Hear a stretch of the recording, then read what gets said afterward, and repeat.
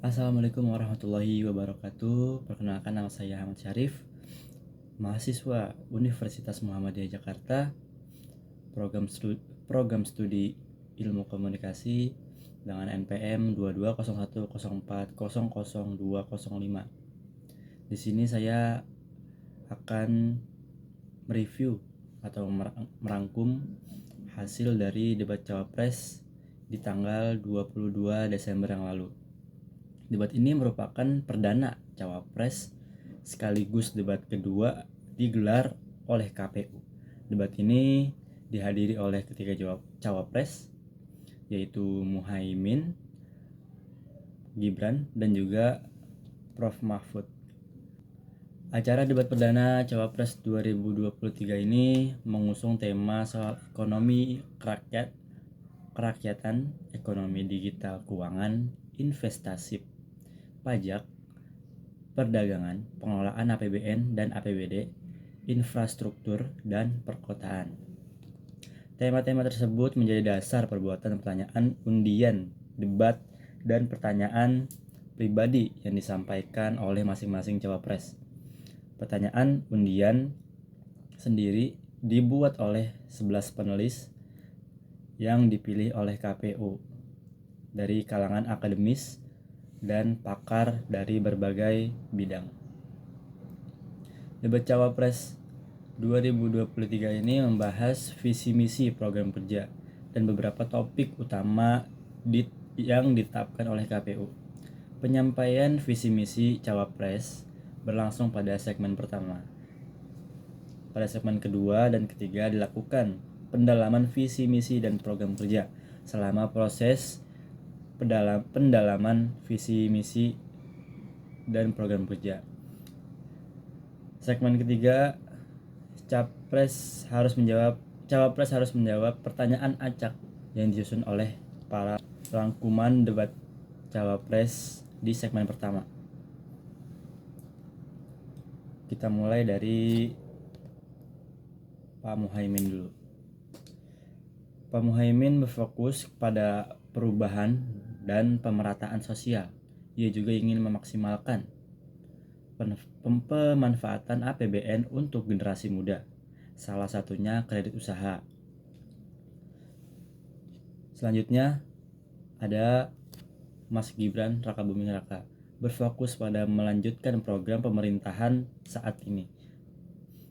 Program kerja yang ia usung juga terkait dengan lingkungan dan pemanfaatan teknologi. Nah, selanjutnya ada Prof. Mahfud. Prof. Mahfud ini berfokus pada mengatasi korupsi dan inefisiensi di berbagai sektor pemerintahan.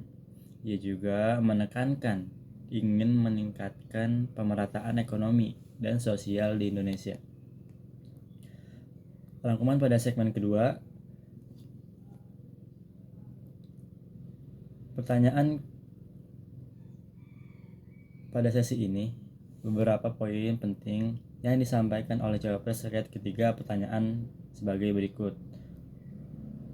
Poin debat segmen kedua, Pak Muhaimin Iskandar. Pak Muhaimin ini mengajukan atau memberi beberapa poin di segmen kedua ini. Yang pertama ada pemerintahan perlu memberikan bantuan untuk menangani literasi digital sebagai respons menangani kasus peminjaman online atau pinjol. Yang kedua, Indonesia membutuhkan penambatan kapasitas teknologi seperti kecepatan internet yang merata.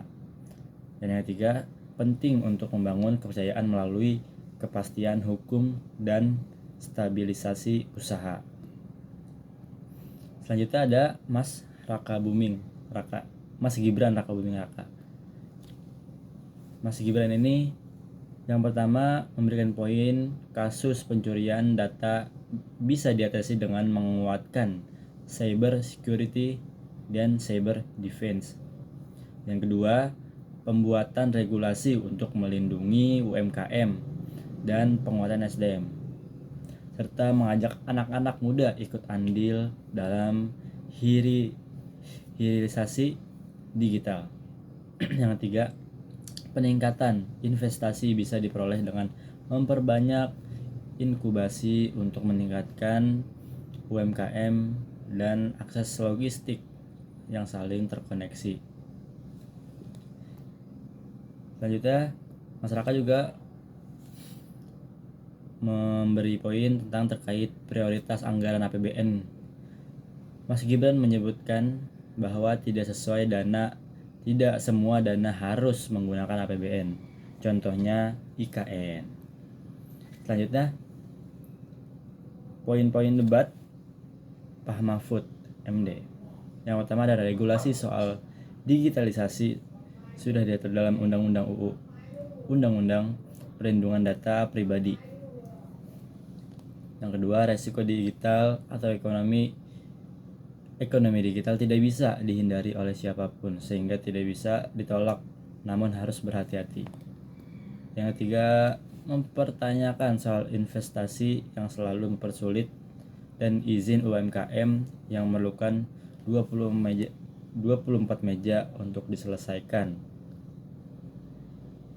Nah, segmen selanjutnya ini merupakan kelanjutan dari segmen 2. Pada segmen ini, ketiga cawapres masih melakukan penguatan visi misi dengan menjawab pertanyaan acak dari penulis. Ada 3 pertanyaan yang disampaikan dalam segmen ini. Pertanyaan yang pertama soal strategi penyiapan instrumen fiskal untuk mengatasi permasalahan kompleks di perkotaan terkait transportasi publik, sampah, dan kawasan kumuh. Pertanyaan kedua terkait dengan strategi untuk memastikan ketersediaan infrastruktur sosial tanpa membebani keuangan daerah. Pertanyaan ketiga adalah soal strategi dan memanfaatkan perjanjian perdagangan bebas untuk meningkatkan ekspor dan memperkecil defisit neraca perdagangan. Dan ini jawaban-jawaban yang disampaikan oleh tiga cawapres di segmen ini. Yang pertama ada Pak Imin. Pak Imin menyebutkan solusi menghadapi masalah kompleks di perkotaan adalah membangun infrastruktur yang merata di berbagai tempat, akses pendidikan yang terjangkau, dan penguatan kepercayaan pada swasta. Yang selanjutnya, poin yang paling viral, Pak Imin merekomendasikan pembangunan 40 kota baru selevel Jakarta. Yang selanjutnya ada membebaskan pajak atau seluruh penyelenggara pendidikan agar biaya pendidikan terjangkau. Dan selanjutnya jawaban dari Mas Gibran. Poin pertama, Mas Gibran melontarkan jawaban pemerintah harus memastikan infrastruktur sanitasi, pengairan, dan air bersih. Yang kedua, mengkritik sikap Muhaimin yang menolak IKN namun ingin membangun puluhan kota baru selevel dengan Jakarta. Bagaimana bisa? Yang selanjutnya, menekankan bahwa salah satu programnya yaitu makan siang gratis adalah program peningkatan infrastruktur sosial untuk mengatasi masalah stunting. Yang keempat, hilirisasi bisa jadi solusi untuk meningkatkan keuntungan ekspor. Yang terakhir, jawaban dari Pak Mahfud. Yang pertama, meragukan ide Muhaimin soal pembangunan 40 kota selevel Jakarta dari segi waktu hingga pembiayaan. Kedua, mengoptimalkan perjanjian diplomasi ekonomi ke luar negeri bisa dilakukan sebagai upaya peningkatan ekspor dan investasi. Yang ketiga, memastikan penguatan ekonomi nasional agar bisa tumbuh ke dalam dan menetapkan standar kualitas dagangan untuk ekspor. Di segmen 4 yang selanjutnya, di segmen 4, merupakan salah satu segmen terpanas yang terjadi pada debat Cawapres 2024. Hal ini dikarenakan segmen 4 merupakan sesi ketika para cawapres saling melemparkan pertanyaan dan menanggapi argumentasi masing-masing. Berikut poin-poin jawaban yang disampaikan oleh 3 cawapres di segmen 4. Poin debat segmen 4 ini, yang pertama ada, kita mulai dari Pak Muhaimin dulu sesuai urutannya di Pilpres tahun ini. Yang pertama, ia mempertanyakan alasan mengapa hanya di Solo yang mendapatkan proyek-proyek besar selama Gibran menjabat sebagai wali kota Solo. Yang kedua, mengkritik utang luar negeri pemerintah yang ia klaim sebagai imbas target ambisius peningkatan penumbuhan ekonomi. Pertanyaan ketiga, menyebutkan bahwa pertumbuhan ekonomi 7% yang telah diraih pemerintah Republik Indonesia saat ini cuma omong kosong. Selanjutnya poin segmen 4, Mas Gibran. Yang poin pertama, ia menepis pendapat Muhaimin soal proyek besar terpusat di Solo. Ia mengklaim bahwa proyek di Solo tidak seluruhnya menggunakan APBN, tetapi sumber pendanaan lain. Poin kedua, menyebutkan bahwa proyek Solo pada masanya lebih sedikit daripada era kepemimpinan sebelumnya. Selanjutnya dari pertanyaan Pak Mahfud. Ia mempertanyakan mengapa Anies dan Muhaimin hanya menargetkan pertumbuhan ekonomi di angka 5-6% saja, padahal angka pertumbuhan yang sudah dicapai oleh pemerintah saat ini bisa mencapai 7%. Yang kedua, menegaskan bahwa Ganjar Mahfud menargetkan pertumbuhan ekonomi Indonesia mencapai 7%. Meranjak ke segmen kelima. Segmen ini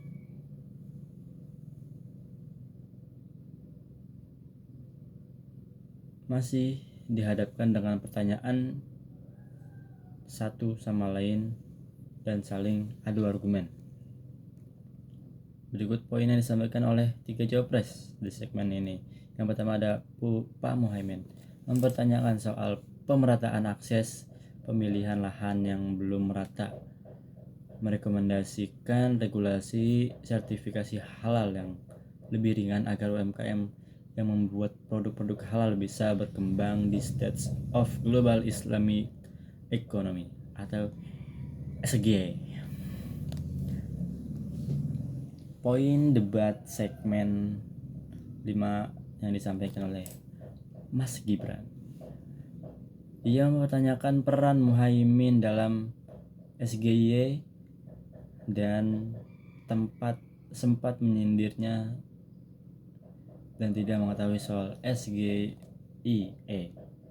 Yang kedua, mengklaim bahwa program penaikan rasio pajak tidak akan memberatkan UMKM yang di bawah omset 500 juta. Poin debat segmen Pak Mahfud mempertanyakan visi dan misi pasangan Prabowo Gibran soal menaikkan rasio pajak hingga 23% yang dinilai sensitif bagi publik. Dan ia menyebutkan bahwa kepemilikan lahan tidak merata karena kasus kolusi dan korupsi. Solusinya adalah dengan meningkatkan kedisiplinan para penegak hukum. Dan segmen terakhir ini adalah kata-kata penutup dan kesimpulan dari hasil debat yang disampaikan oleh 3 cawapres. Yang pertama, Pak Imin memperkenalkan konsep selepet sarung atau selepetomic, yaitu metode untuk menegur penguasa jika terjadi ketidakadilan atau kecurangan. Ia memfokuskan program kerja ke pemerataan pembangunan kota-kota dan desa seluruh Indonesia. Ia menindak para pembuat kebijakan dan merangkap jabatan sebagai pelaku bisnis. Dan juga ia mengajak masyarakat untuk melakukan perubahan. Poin penutup Mas Gibran. Ia mengatakan meningkatkan produktivitas nasional di tengah bonus demografi. Ia mengajak generasi muda untuk ikut berkolaborasi dalam pembangunan. Dan terakhir, ia menekankan bahwa anak muda juga bisa melakukan perubahan dan bisa bersanding bersama para senior sekelas pemuka agama dan profesor. Selanjutnya, yang terakhir, poin-poin penutup Pak Mahfud MD. Ia mengatakan menegaskan kembali program kerjanya di bidang kesehatan, hunian rumah, sekolah gratis bagi kalangan tidak mampu, dan prajurit regulasi UMKM. Ia memastikan untuk menyikat korupsi, kolusi, dan nepotisme atau KKN. Ia memfokuskan program optimalisasi KTP, memastikan fakir miskin dan anak terlantar dipelihara oleh negara sesuai undang-undang. Oke, jadi begitu saja yang saya bisa sampaikan. Menurut kalian pilih mana untuk pemilihan presiden di tahun 2024? Jangan sampai salah pilih. Apapun pilihanmu, itu yang menjadi salah satu kemajuan dari Indonesia. Oke, jangan sampai salah pilih. Saya Ahmad Syarif, selaku moderator pada vlog kali ini, pamit undur diri. Wassalamualaikum warahmatullahi wabarakatuh.